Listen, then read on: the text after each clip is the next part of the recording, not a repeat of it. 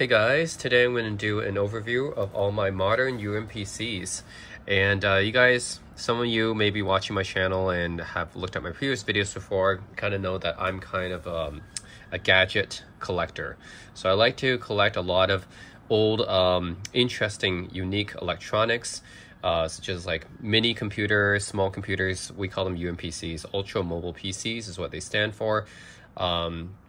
Old school netbooks, retro phones, all that kind of stuff. I love electronics. I'm an engineer. I'm just fascinated by the unique and interesting products that have come out basically since the 1990s. So anyways, UMPCs, basically, if you look at the history, they started in the mid-2000s. They were a term coined by Microsoft back then because Microsoft wanted to start an initiative to sell people basically these small computers that they could use, and it was supposed to be just a way for people, like especially businessmen, to travel with something very light and portable, like much more lighter than a laptop. But the problem is, never really took off because, well, they were extremely expensive and they were underpowered. So the first wave of UMPCs, I think, were mostly led by Sony and Samsung. There was some like smaller makers like Vulcan. The Vulcan Flipstart was pretty interesting. I also had that. The Okio, like Model 1 and Model 2, those were also interesting as well. Some of the Japanese manufacturers came out with a lot of those at the time. Toshiba, Fujitsu, NEC, like a lot of the first wave of UMPCs, the small pocketable mini computers, were mostly started by Japanese, and some Korean companies like Samsung and Viliv made their own models as well. But then they kind of got overtaken by netbooks, and I think people just saw netbooks as just smaller computers, but they're a lot cheaper than UMPCs were, right? UMPCs never really took off. They're really unique devices, and I'm not the only collector of them. I know a lot of people who love to collect them. Because they're just so they're a niche product, but they're very unique for the time. But yeah, like they're just way too expensive and too underpowered. The netbooks came out. They were also very underpowered, but they were at least affordable to most consumers. So most consumers just went for netbooks, which kind of killed off the UMPC stuff. So this happened around 2009, 2010, when netbooks were kind of crazy big back then. So I remember, like, I was around back then. I was a university student, right? And I remember everyone was picking up I even picked one up myself, the Asus EE PC, right? That was the one that started the netbook craze back in 2007. So once the Asus EE PC came out, everyone started buying like netbooks and stuff back then. HP started making them, Lenovo made them, Dell made them, everyone made them back then. And I remember how big the netbook craze was back when I was in university. So yeah, everyone just picked up these netbooks because they were like really small computers and they were cheap. But unfortunately, they were just too underpowered. They really couldn't run much. And then gradually people started abandoning them. The iPad came out around 2010. And I would say the iPad is the thing that really kind of killed off netbooks. Now tablet computers have been around for a while, right? We even had Windows XP Tablet Edition. But then, yeah, iPads basically killed off netbooks, and smartphones actually helped kill off netbooks in addition to that. And now we have sub-notebooks too. Anyways, all that's to say the history of UMPCs has been pretty interesting to me. They've been dead basically since 2010, but then starting in, I would say 2016, the mid-2010s, it kind of got revived, and it was started by a Chinese manufacturer called GPD. So you notice I have a bunch of GPD devices here. GPD, I think, is the company that kind of revived UMPCs and netbooks. They kind of made them come back in a way, and they're still niche products, right? Not a lot of people own them, but for those of us who like to own these like small portable machines, GPD was the one that kind of came out with them again. Like for me, right, I've been doing these YouTube videos for a while. I remember back in 2014, I looked at these UMPCs and I really wanted them to come back. And then, lo and behold, 2016 GPD comes out with the GPD Pocket, which is basically the start of the modern UMPC phase, or the modern netbook phase. After GPD came out with that, other Chinese manufacturers, like this is a OneMix, which is made by OneNetbook, which I think is a solid competitor to GPD. I actually prefer OneNetbook devices. I think they're very well made. The quality is good. So for GPD, I've always had issues with quality. I mean, I have 4 GPD devices here. I've always had issues with their quality control. OneNetbook, their quality control has usually been pretty good. I never really had any issues with their machines. And the reason I still have a lot of GPD machines is because GPD's machines are actually really unique. And yeah, like OneNetbook, they have better quality control than GPD, but their designs are a little bit more conservative, I would say. Now, GPD comes up with some crazy stuff sometimes, right? Like the GPD Win Max, GPD Win 3, you can see those are kind of designs that OneNetbook hasn't really come out with. And if they did, I would probably buy the OneNetbook version, but GPD, I think, comes out with more interesting designs. That's why I still have a lot of GPD devices. OneNetbook has the probably 1GX Pro is the one that, the 1GX1 Pro, I think, is the most interesting one to me, with the detachable handles like a switch. That's probably their most unique device. But other than that, they produce some pretty conservative looking devices, so kind of similar to the GPD Pockets. So yeah, in general, I prefer OneNetbook's quality, but I like GPD's kind of interesting design, so that's why I still have more GPD stuff. And then yeah, we'll be going over all these modern UMPCs. Now, all these, I even consider the Steam Deck a UMPC because, well, it is a computer and it is a PC, so it counts. So all these devices, they came out in 2016 or after, so I consider these modern UMPCs as opposed to the old school UMPCs, which came out pre-2011. So yeah, 2010 and before is basically the first wave of UMPCs. These are the more modern wave of UMPCs. They really started out after GPD came out with the Pocket in 2016. So anyways, yeah, just I have a history with these devices. I've done YouTube videos on a lot of different UMPCs and netbooks and stuff like that before. So these are the ones I have now. I'm just gonna go over each one and tell you a bit about each one. Okay, so we're gonna start off, like I said, the oldest device here is from 2016. That's where I think all these UMPC revival happened with GPD. But I have to make a note that Chinese companies are usually the ones that are part of this modern UMPC netbook stuff. They still come out with a lot of these niche devices, but the Japanese shouldn't be discounted because the Japanese also make some pretty interesting stuff. The Japanese were actually the original ones which came out with the cool looking UMPC devices back in the 2000s. And out of here, I only have one Japanese device, and you guys probably don't know this device. This is the most obscure device in this collection. And most people, even probably UMPC collectors, probably don't really know about this one. That is this device right here. This is the King Jim Portabook from 2016. And yes, it is a Japanese company, a Japanese only device, was never released outside of Japan. And yeah, this is the oldest device on here. It's from 2016 because I have it because it's a very unique device. I mean, just you take a look at it, right? This has I think this is an 8-inch or 9-inch display right here. Now it's not very powerful. It's about the same specs as a netbook that you would expect from the mid 2010s, which is running a Intel Atom, was a Bay Trail processor or Cherry Trail processor. Anyways, this is easily the least powerful of all these devices, and it's the oldest as well. It's from 2016, which is 6 years ago, which is not too long ago, but it is in the terms of electronics. So yeah, 6 years is a long time in terms of electronics. So yeah, this is also the most obscure device on here. I only think very few people would know this device unless you're from Japan. And even if you're from Japan, you probably won't even know this device. It's not made by a big manufacturer. It's not made by Fujitsu or NEC or Sony, Toshiba. It's not made by any of them. It's made by this company called King Jim.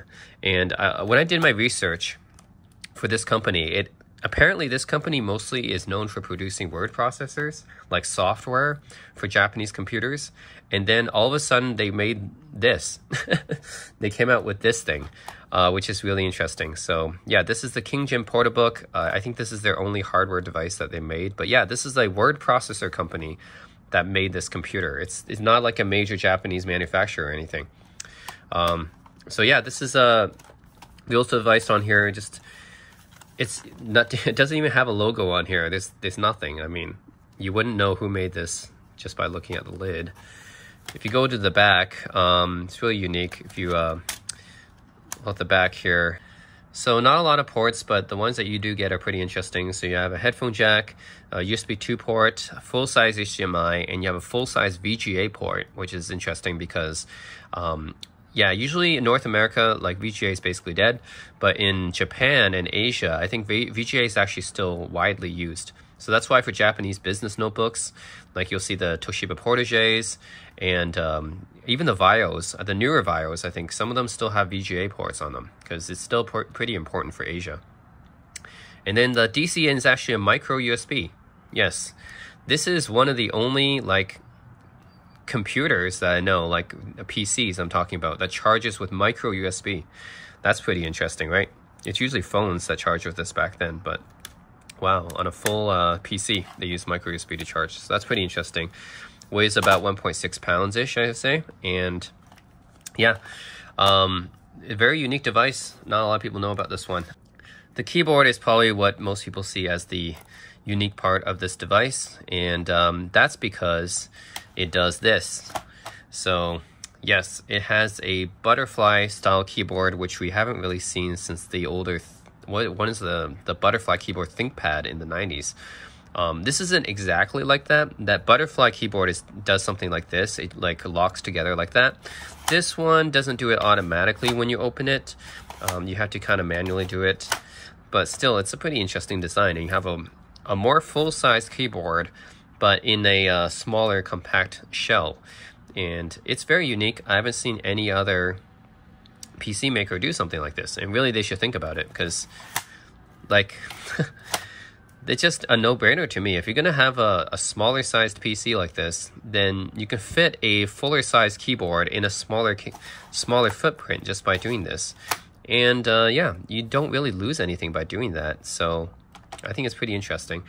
And then it has a track point type nub right here, which is, yeah, there's no space for like a trackpad or anything. It's just got a track point nub, which if you're a fan of ThinkPads, you already know how this works. Left and right click buttons right here and a middle click scroll wheel right here, or a scroll button rather. So yeah, and it's a Japanese only computer. So all this stuff, you have some Japanese only keys right here, switch between like kanji, I think, and the other symbols, hiragana, katakana, or something like that. Japanese yen symbol. So yeah, you have some Japanese only things here because this computer was only released in Japan. And yeah, I bought this, I think in 2020. I bought this 2 years ago because I remember I was in Tokyo in Akihabara in 2016 when I saw this computer, and it was really expensive at the time. It was like $1,000 or something like that, which is crazy expensive for something that's so underpowered back in 2016. Yeah, even back in 2016 this was underpowered. So yeah, I didn't really want to get this because it was, I mean, I kind of wanted to get it because it was so unique and special, but I didn't get it because it was expensive and overpriced.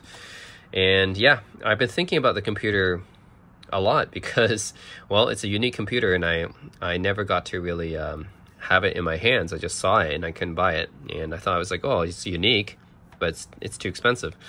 But then I saw it on eBay 2 years ago, and I got it for around 400 or 500, I think. So at that price, I think it's still kind of expensive, but still, I mean, better than paying $1,000, right? So anyways, the Portabook, here it is. Very, very unique computer by a manufacturer I don't think anyone's ever heard of, really. Even Japanese might not know this. So yeah, King Jim Portabook. Very unique computer, and it's by an obscure manufacturer. This is also the oldest UMPC netbook device on this list from 2016. So yeah, I wanted to showcase that one. And the next oldest device is going to be the GPD Win 2. So this device came out in 2018, and I still use it today.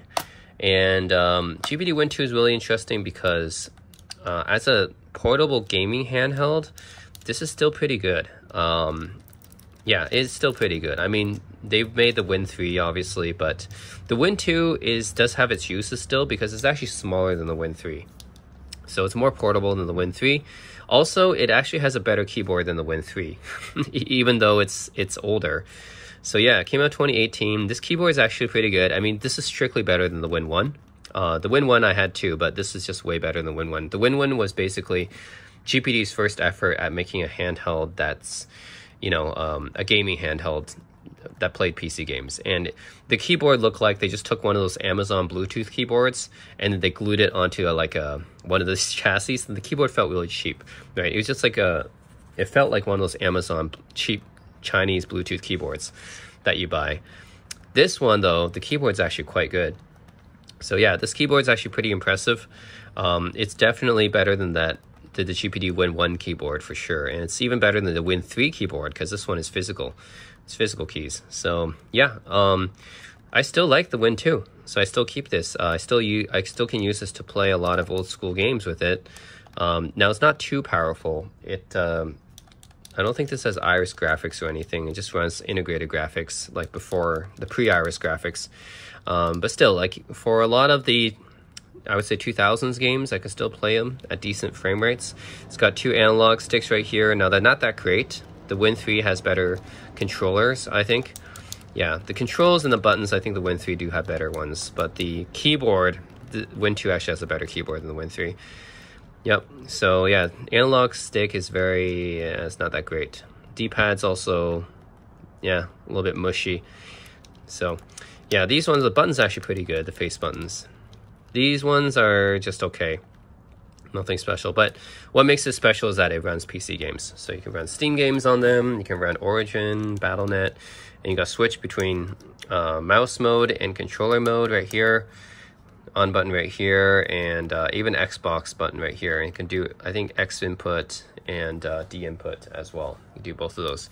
The problem with this one was that the display cable here easily gets damaged, so I had to replace the display cable, which means disassembling the entire thing. That is annoying, and again, this is what I mean when I have GPD has bad quality control. Yeah, that's the one problem with GPD. They have bad quality control, even though their devices, I think, are nice. Like, they're very unique.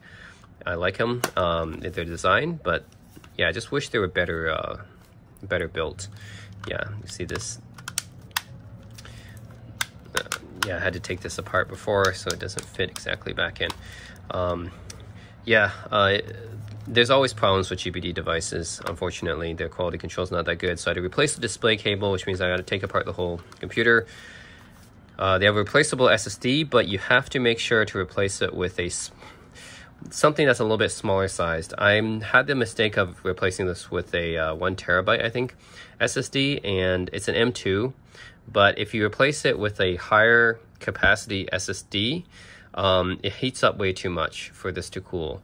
So that's another problem, is if you put like too high of a storage in here, like you put 1 terabyte, it's actually going to overheat this thing because it doesn't have enough like cooling to cool down like a higher capacity SSD. I think it ships with a 256 gig, which is fine, but when you put in like a 1 terabyte, 512 might be okay, but if you put in like a 1 terabyte, it runs too hot, and the device, it can't really cool it. So that's the problem I have right now, is that it runs too hot. So you basically constantly need to have a fan here to help cool it if the SSD capacity is too big. So the back, you have a bunch of buttons and ports. So yeah, you have your R1, R2, R3, and your L1, L2, L3. Now the analog sticks do not push in. They're not the kind that you can push in. That's why the L3 and R3 had to be on the back here, which is fine. And they charge with USB-C, of course. Headphone jack right here, USB port. I think this is USB 3, micro SD, and micro HDMI. Now this SD card slot, you have to be careful too, because when you take apart the device, there's a possibility that you can damage the micro SD card slot, and that's what happened here. So I can no longer use a micro SD card here, because when you take apart the computer and you don't screw it in the right place, and yeah, you can end up damaging this slot. So this unfortunately no longer takes in SD cards. So yeah, I mean, I had to take it apart to fix the display. Otherwise, the display wasn't even going to work. And then in the process, you had to be really careful with the SD card slot. So anyways, a lot of issues with this device, but it is a really unique, cool device. And I still use it to play some games with it. I mean, it's just really small and portable and light. So that's what I like about it. It's smaller and lighter than the Win 3, and has a better keyboard. So there's still some reasons to have it over the Win 3. All right. And yeah, this was like, how much was this when it came out? $500–600 or something like that. Anyway, $700. It's quite expensive. Next one after that is the GPD Micro PC, which came out in 2019. This is the smallest out of all these different UMPC devices, and it's also a very interesting device. Also has issues because it's a GPD device, but anyways, again, GPD makes a lot of cool, interesting design devices, just wish their quality control was better. But yeah, this came out 2019, about $500, wasn't too expensive for this kind of thing. It is really unique, and it has a total of 9 ports, I think, so it's really interesting how they can fit so many ports inside a device this small and light. So yeah, it's got a headphone jack in the front, a lanyard, you can even attach it to your backpack or something, I guess. Side here, it's got a USB 3 and a micro SD. Then on the back, you can see you have a Ethernet here, and then you have USB-C, which it charges with, 2 more USB 3s, full-size HDMI, and a serial port. Yes, this thing has a serial port, so you connect it to your... This is actually meant for industrial workers or someone who need to control their machinery, and connect it to their machinery with this thing. With a serial port. Of course, other people ended up buying it like me, who are UMPC collectors. So originally, we're not the target audience, but we ended up buying this anyways. And yeah, it's a very unique computer because look at the layout. I've never seen any other computer have this kind of layout before. I mean, you got a pretty nice keyboard here, pretty decent. It's maybe not quite as... I don't know, I think the Win2 keyboard is pretty good, and Micro PC keyboard is also pretty good. I think they're both about equally good in my respect. This keyboard is also pretty good. I like it, actually. It's got backlight, of course, power buttons on here. You can turn off the fans. I don't know why you would leave it off, but you put it to auto. And then it's kind of got this unique layout here. It's not enough space for a trackpad here, so they put it up here. So you're supposed to use it with your thumb like this. They didn't use a track point like OneMix does, or the OneNetbook, but they put a trackpad up here, so that's pretty cool. And then left to right click here, then a scroll button here. So the layout's pretty unique for a computer. An on button and light status indicators. 6-inch, yeah, both the GPD Win2 and the Micro PC are 6-inch devices. Yeah, 6-inch displays. So yeah, which keyboard is better? It's about the same. I think they're both really pretty good keyboards for the size, that is. And yeah, just the way that this computer is laid out is pretty unique, and it's the smallest and lightest of all the computers. And yet, ironically, it also has the most ports out of all these computers. So it's the smallest and lightest, but it has the most ports. Not very powerful. I think this is less powerful than the Win2. I think both of these use, what is it? This one uses the M3 processor. This one uses, is it an Intel Atom? I think it might be an Intel Atom. Or, I forget if this is the M3 or this is the M3. Anyways, this is slightly less powerful than this one. And yeah, of course it has issues. I had to replace the battery because there's an issue with the battery. It doesn't, like, the battery will eventually... it won't charge anymore if you plug in the cable. So I had to replace the battery, and now it charges again, but I don't know if it'll happen again. Yeah, eventually the battery just dies and you have to kind of replace it. So another issue with the GPU device, but I put up with it because I like how cool GPD devices are. Yeah, that's the price I had to pay, is all this self-maintenance for GPD devices. But yeah, the Micro PC is really cool. Super small, super light, also has the most ports. The one after that, also 2019, is the OneMix Yoga 3. Now, this is actually a really nice device, and just like with other OneNetbook devices, I've never had any issues with this device. So I got this back in 2019. It's been working well until, until to the present day. It's been working well. So never had any issues with it. This is the type of computer that really is going to replace the Netbook for most people, because these ones are not really going to be your main computing device.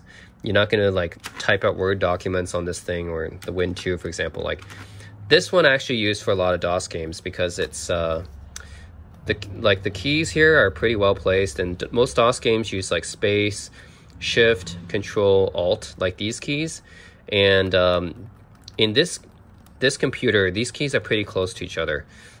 So previously, I think I used my Vulkan Flip Start as my UMPC of choice for playing DOS games. But now it's switched to the micro PC because, yeah, I mean, just for shooters, you can use the touchpad. And then, I mean, not for shooters, but for 3D games, you can use the touchpad to move around. That requires mouse movement. And then you can left and right, which is usually what you would use if you have a 3D game, is right here. Pretty easy, pretty ergonomic. And then for DOS games, you would use these buttons. Control Alt, space for jumping usually, or for using Shift. Yeah, I mean, it works well for DOS games. So that's what usually I use the micro PC for. Now, you would not use this for typing out Word documents, and you would not use the Win2 for typing out Word documents. This is for playing games. But this one is what you could actually use this for typing out Word documents, or just doing regular stuff on, just for typing on, browsing the internet, or, you know, typing stuff like that. The keys are actually pretty nicely laid out and everything. It's a really nice size for that. So the GPD Pocket 1 and Pocket 2, I actually tried using them for doing regular computer stuff, like surfing the web, typing Word documents and stuff like that. But it doesn't work too well because they're still too small. Now, the OneMix Yoga 3 being 8.4 inches with a pretty nicely sized keyboard, this thing is actually pretty comfortable to type things on. So it's not going to obviously replace your full-size laptop or anything, but if you're really in a pinch and you really need to, you know, type out something fast, type out an idea, say like you're a creative writer or something like that. Oh, an idea just popped into my head. I got to write this down, right? You can take this out of your handbag, out of your purse, maybe not out of your pocket, but anyways, you can take this out of like just like a small handbag or a purse or something like that. Start typing out your ideas, right? It's really easy with this device because it's so small, yet the keyboard is, yeah, for this size, is actually pretty nice to type on. So this is the first device where I felt like this netbook device is actually something I can actually get work done, right? All the other ones, the GPD Pocket 1 and 2 and the OneMix Yoga 1 and 2, they were too small for me to actually use, right? Those are just, yeah, I mean, they're really tiny netbook devices, but you can't really use them very well. This one's actually very usable. And then it has a track point. I don't like this nub. I prefer if they have a track point, a trackpad. Yeah, like GPD at the Pocket 3, you'll see that one has a trackpad, which I prefer. I don't like to have the optical nub, especially in this location. If you're gonna have an optical nub, have it here because I'm used to the ThinkPad track point. But if you have it here, this is weird, right? You gotta like do this and then move your hand, do this, move your hand, right? If you have the track point here, at least there's less space for me to move my hand. I can just do this, right? And go directly to typing something. If you have it down here, what you want me to use my thumb? I mean, I guess you could, but yeah, it's very awkward, right?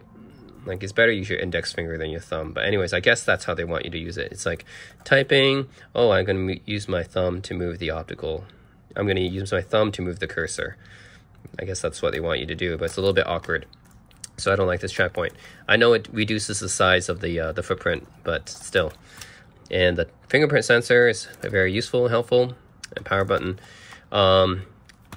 Ports wise, it's a pretty nice array of ports here, pretty decent. Headphone jack, micro HDMI, and you get a SD card slot right here, and then chargers with USB-C and full-size USB 3. And that's really it, and really all you could really ask for in a computer this size.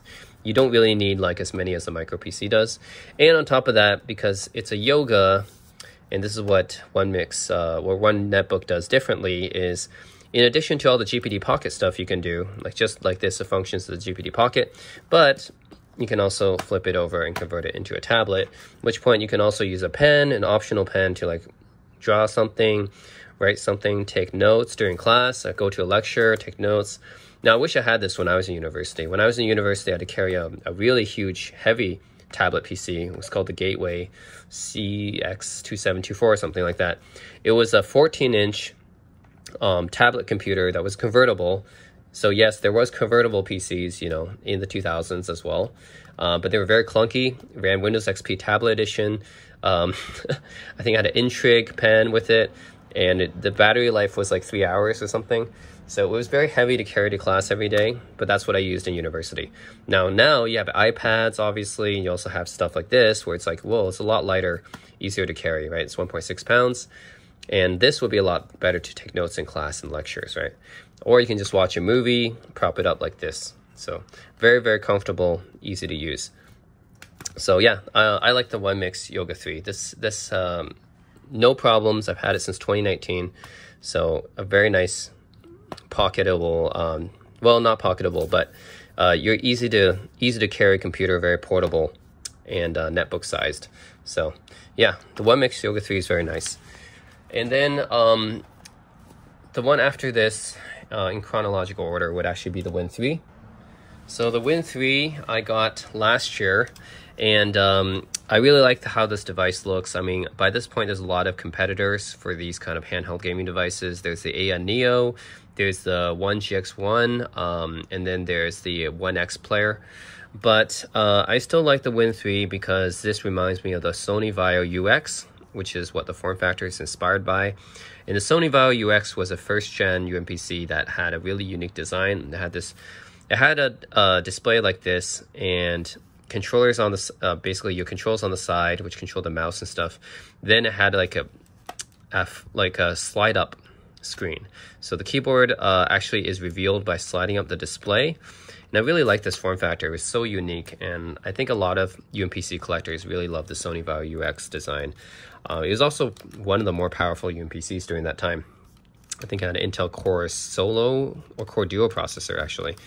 Yeah, anyways, yeah, this Win 3 I got mainly because, well, it's a gaming handheld that has a really cool design that reminded me of the Vaio UX. Now, this device is not a strict improvement over the Win 2. There's some things that the Win 2 does better. For example, like this device is actually bigger and heavier than the Win 2. And the keyboard isn't as good because it's not a physical keyboard. This is a touch keyboard, meaning, I mean, it's got haptic feedback, but still, it's not that great. Whereas this keyboard is a physical keyboard that's actually pretty decent to type with. Yeah, this one is this haptic touch keyboard. I really don't like it, and it's a little bit buggy as well. And you'll see the Win 3 also has issues, just like with other GPD devices, which I put up with because of its unique design, as always. So anyways, the controllers are better than the Win 2, though. The buttons, yeah, I think the buttons are a little bit better too. The analog sticks are definitely better. The analog sticks on the Win 3 definitely better than the ones on the Win 2. The Win 2 analog sticks are not that great.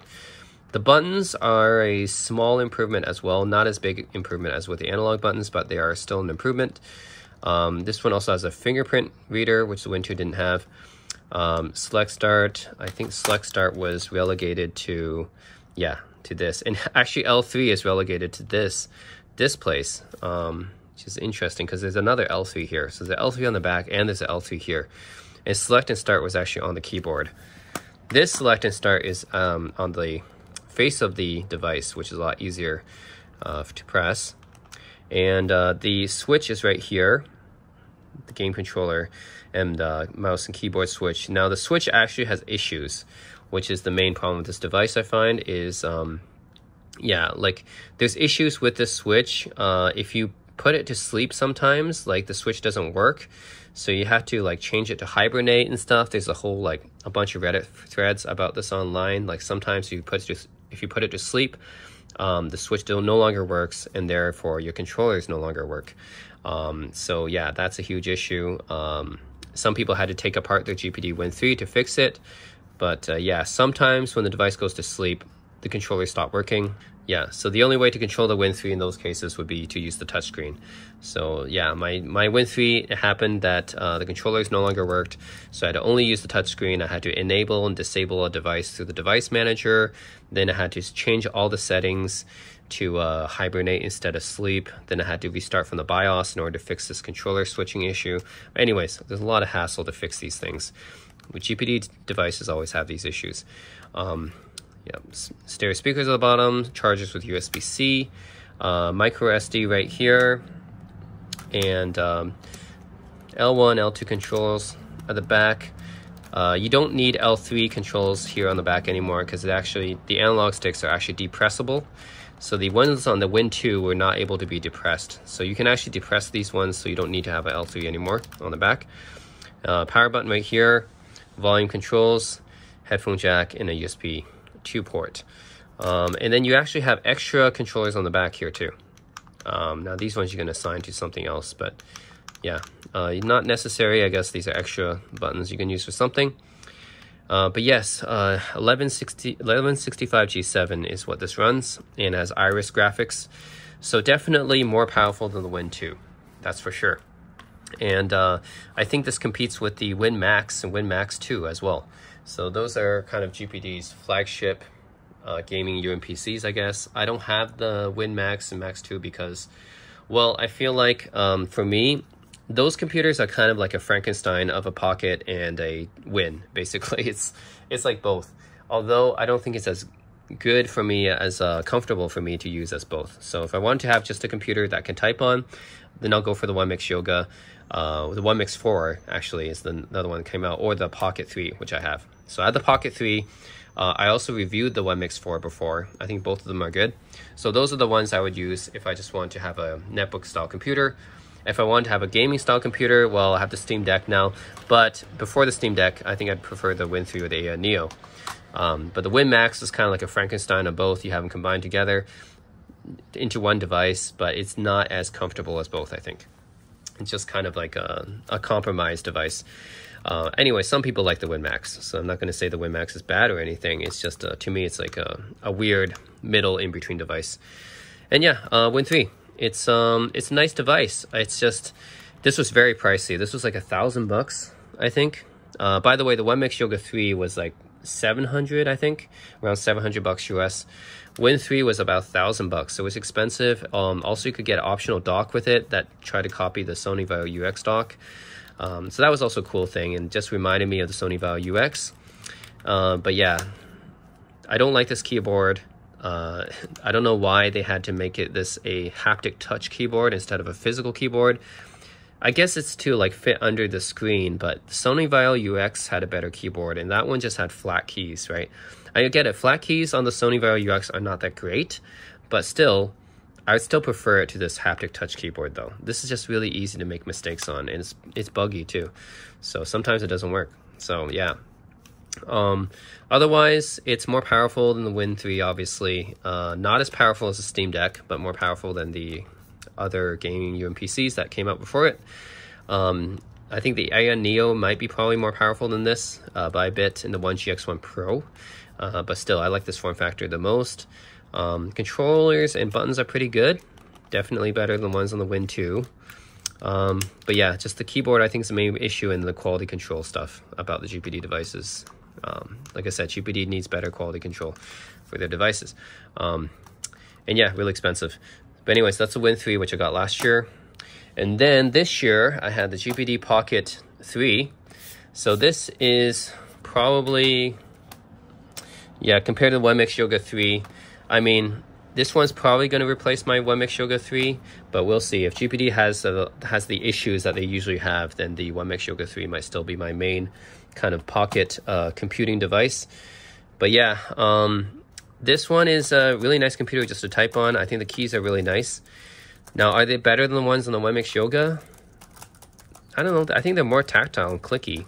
I wouldn't say that they're like much better or anything. I think the OneMix Yoga 3 also has a really good keyboard, but this one, yeah, it's pretty good. I would say on par, maybe like slightly better than the OneMix Yoga 3 keyboards. And of course it has a trackpad, which is one of the main reasons I prefer it over the OneMix Yoga 3. Because remember I said the one problem I have with the OneMix Yoga 3 is that optical track point knob. This one has a trackpad, which I prefer. It's actually the same kind of trackpad that the micro PC has up here.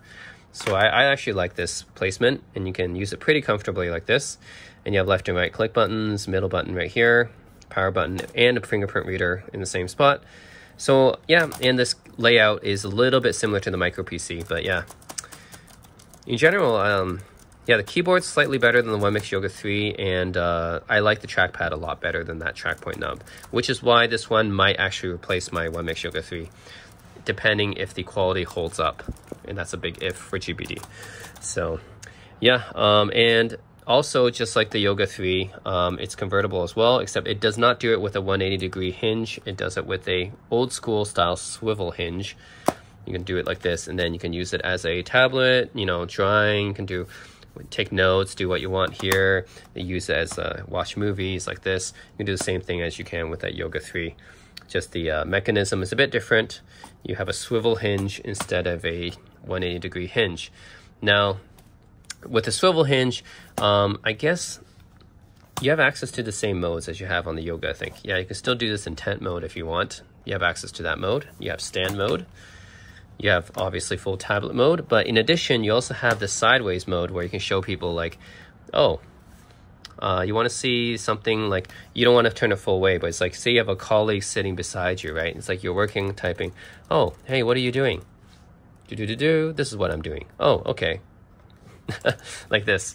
That's something that the Yoga style hinge cannot do.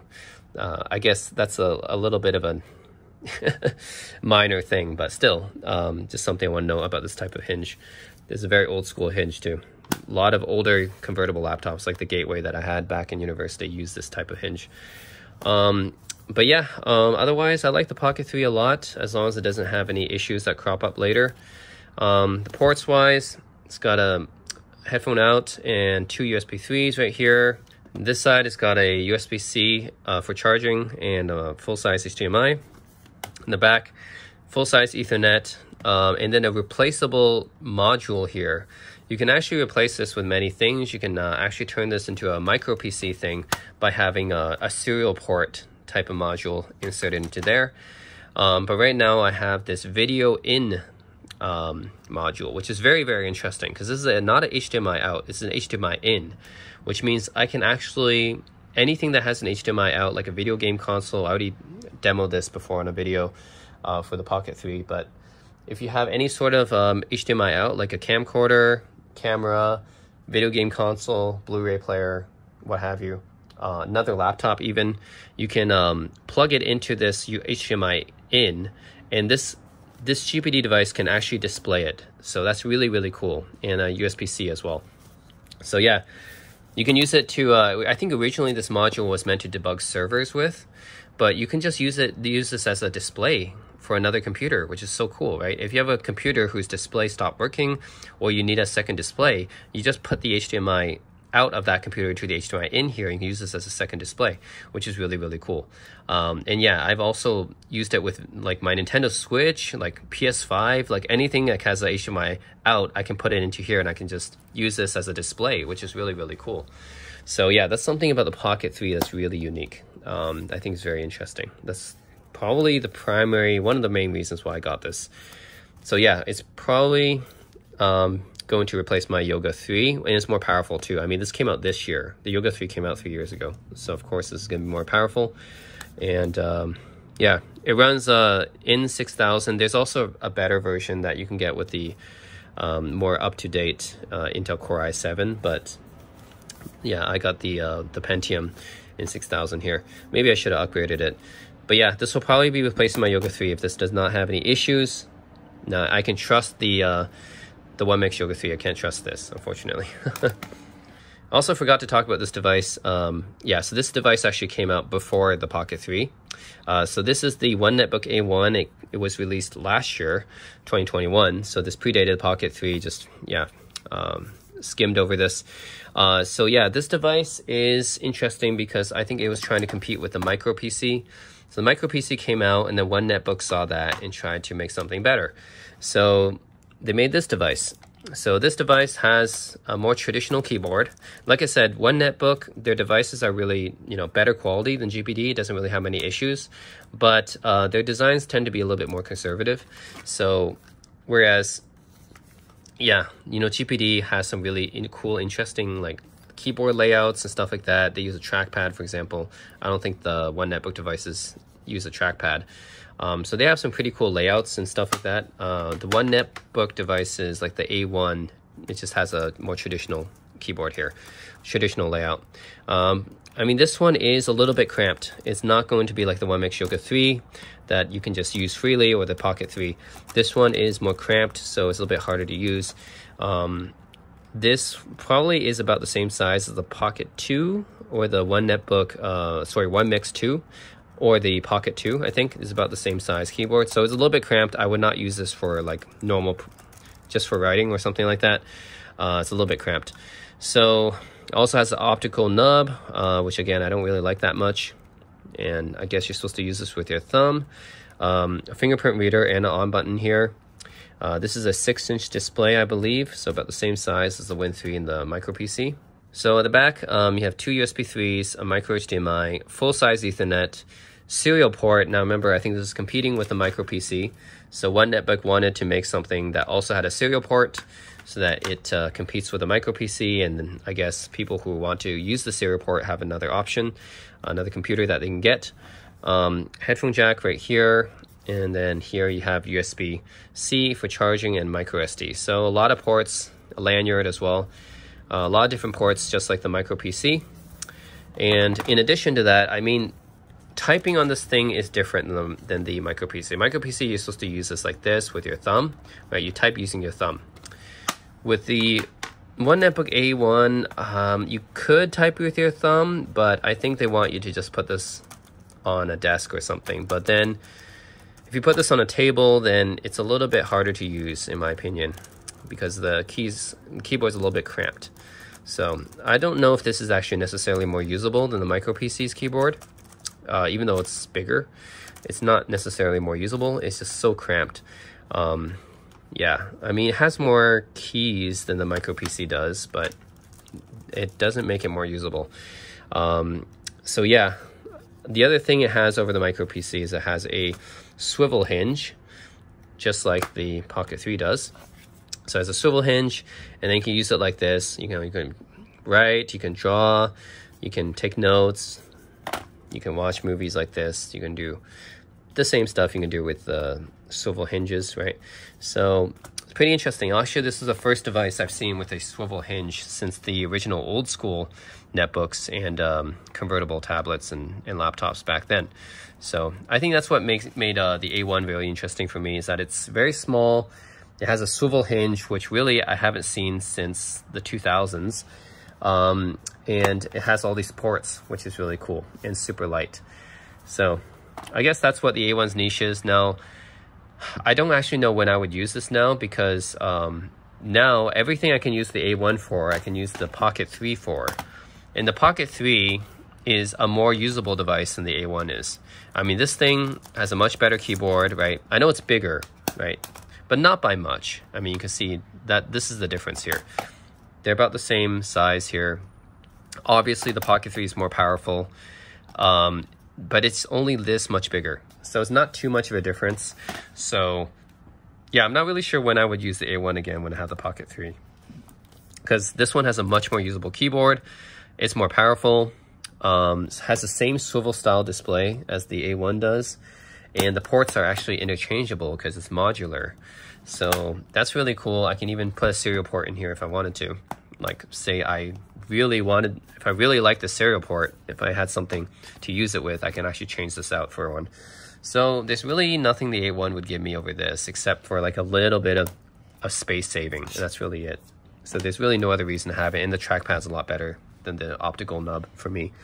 So yeah. Let's have the Pocket 3. Will probably be replacing both my my OneMix Yoga 3 and the A1, if the quality control on this holds up, because I know there's no issues with my OneNetbook devices. There have been issues with all of my GPD devices so far, not the Pocket 3 yet, but we'll see. It might crop up over time. So yeah, if this device, if GPD actually did their quality control well on this device, I don't trust this sticker at all. They have the sticker on all their devices. I don't trust this QC Pass sticker. If there's no issues with the GPD Pocket 3, then this will probably replace my A1 and my OneMix Yoga 3. So anyways, this is also cost around $1,000, pretty expensive. The A1 cost around 600, I think. So definitely more powerful and also more expensive and also newer. So yes, I forgot to talk about that. The A1 came out last year. Pocket came out this year. Lastly, talk about my Valve Steam Deck, which I just got a few weeks ago. So the Steam Deck is, it's competing with the gaming handhelds that OneNetbook made and GPD made. So it's competing with the Win 3, it's competing with the AN Neo, it's competing with the One X Player. I think those are the main ones it's competing with. Yeah, so let's see, what do I think about the Steam Deck? This is obviously, after trying it out, the most powerful out of all these devices for playing games. I mean, this has a custom AMD Ryzen chip inside of it, and yeah, for playing games, this is probably the best device out of all these. It's got really unique controls, right? It's got these haptic kind of touch pads here, which are similar but not the same to a trackpad. The controllers are pretty nice. I think they're probably, yeah, I said they were a little bit better than the ones on the Win 3, which means that they're actually really nice. Because the Win 3 controllers were not that bad at all. These buttons and controllers are actually better, I think. Volume buttons here, headphone jack, USB-C, power on. It's got L1, L2, R1, R2 right here. So it's got trigger buttons, and it's got paddle buttons on the back in addition to that. It's got 4 more buttons in addition to the L1, L2, L3, and R1, R2, R3. So in addition to the standard 3 buttons on each side here, it's got an additional 2 buttons on each side here. So there's a lot you can do here with the games, and a micro SD here. So this is important because you can get up to 512 gigabytes, you know, out of the factory stock. But then I'm not sure if you can upgrade the SSD in here, but definitely you can expand it, which is necessary if you're going to put a lot of games on here. So yeah, overall, this is probably the most capable gaming handheld out of all these. It's the most powerful. However, the downside is that you can't really use it as a computer because it runs SteamOS. Now, if you wanted to put Windows on it, you can, but it's not going to be optimal because it'll be kind of like Windows is kind of just a drawback for a lot of these gaming devices. They want to run Windows games, but you don't really want to go through the desktop to do it. Like, that's kind of just a thing that they have to do because they want to run Windows games. Now, Valve can do it because they run SteamOS, but yeah, with the Win 2 and Win 3, which are the 2 main other gaming handhelds I have here, they use Windows because they have to be able to run PC games, not because they want to, right? I mean, technically, I don't know who's like doing, you know, other Windows stuff on here. Like, maybe you are using your social media or watching YouTube or typing up a Word document or something on here, but I wouldn't do that because it's not really great for doing those things. That's what some people who buy the Win Max for. They use that for the Win Max they use it for, you know, typing stuff, word processing, social media, YouTube, in addition to gaming.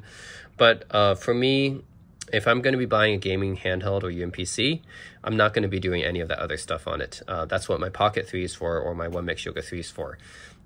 So yeah, I think not having Windows is actually a good thing, and if I do have Windows on this, it's not going to be very optimized for running Windows. So that for me is not a drawback, but to some people, if you just have the Steam Deck and you don't have anything else, then it might be a drawback because you might be thinking, well, I can only play games with this and that's it. But just think of it like, oh, it's competing with the Nintendo Switch. So Nintendo Switch can't do anything other than playing games, right? So just think of it that way. Yeah, I don't mind at all that this thing like runs SteamOS, and I don't want to install Windows on it because I'm not interested in doing other stuff on this device. But some people might be like saying it's restrictive. Anyways, it is true that for Battle.net, Origin, or Epic games, then you have to use these other handhelds if you, yeah, because they have Windows installed. So if you want to run non-Steam games, then yes, you can do that. But for me, I have enough Steam games that this just keeps me happy by itself. And if I want to do other stuff in a portable form factor, if I want to do other Windows stuff, then that's what I have the Pocket 3 and One Yoga 3 for. So that's it, guys. That is the overview of all my devices, and of course Steam Deck is the newest one, just came out a few weeks ago. So yeah, Steam Deck, the Win 3, and these are going to be my 2 main gaming UMPCs.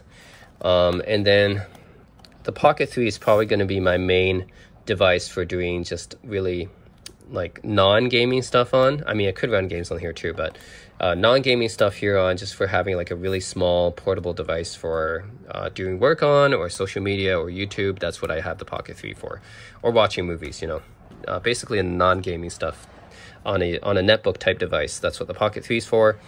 The King Jim Portabook is just sort of a unique collector's thing. I mean, it's not really useful in any way. It's just a collector's thing because it's, well, it's just cool and obscure. So that's really the main reason I have it. And then the One Yoga 3, which I might not be using that much anymore after I got the Pocket 3, but it was a good device for its time, and I used it for many years. It came out in 2019, so I used it for many years and was good for what it did until the Pocket 3 came out. And then the Win 2 for still playing some games. I mean, it's still more pocketable than the Win 3. So it still runs some games fine, and I like having the physical keyboard on that better than the touch keyboard. So yeah, it's still more portable and pocketable.